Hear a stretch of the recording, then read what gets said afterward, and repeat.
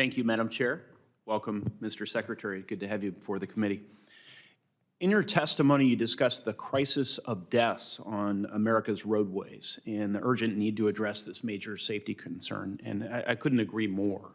One significant way to tackle this crisis in the short, medium, and long term is to support the development and deployment of automated vehicles. AVs have the potential to increase safety, reduce traffic, and benefit the disabled, blind, elderly, and others. The United States has long been at the forefront of automated vehicle innovation.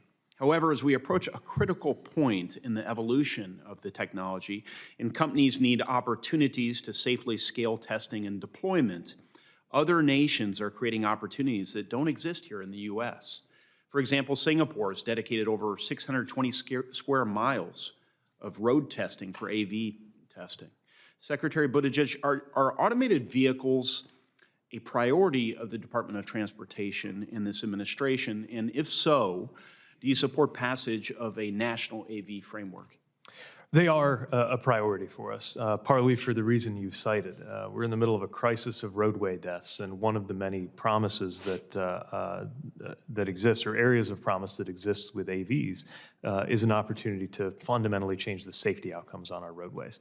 We're doing what we can with the authorities and flexibilities that we have, but we lack a fully established legislative framework for that, and we would welcome one that would clarify authorities, and in particular, I would mention a division of labor that unofficially exists between the federal, my department, and the states, which doesn't really contemplate automated vehicles, and that's that we tend to regulate or assure the safety of the design of the vehicle, and the state DMVs are concerned with the driver.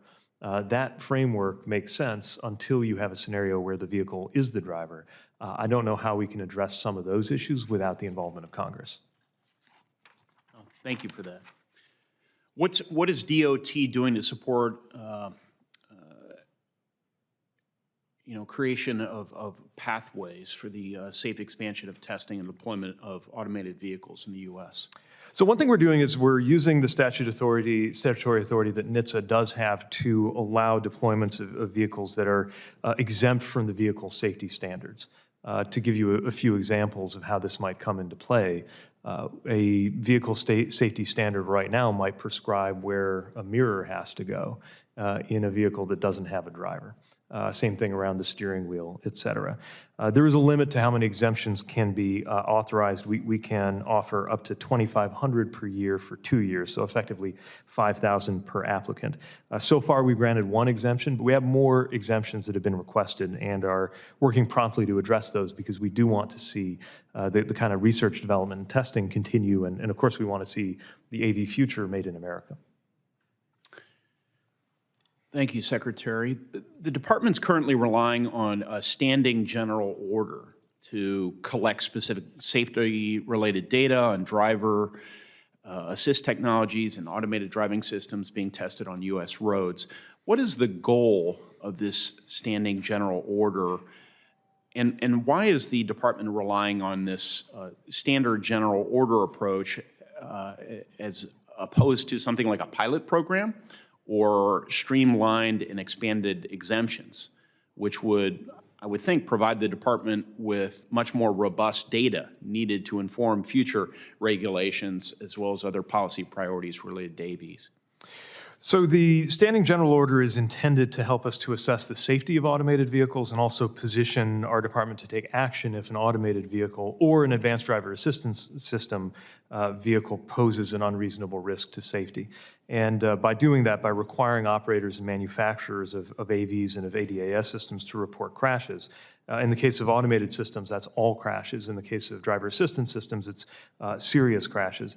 We think allows us to gather that information and take action where needed. The most recent, or certainly one example, would be the Pony AI ADS recall, which took place in March of this year. That happened because of information that we had visibility on through that standing general order and the reporting that it mandated. Again, this is something that could no doubt be refined through updated congressional authorities, but it's an effort to make sure with the authorities that we do have that we're not missing visibility on anything that could pose a risk. So would the administration be open to a specific directive that gave the department the authority to stand up a pilot program, which in turn I would hope would lead to more robust data collection about AVs. I would certainly be interested in working with you to frame something like that. Okay. Thank you, Mr. Secretary. Thank you.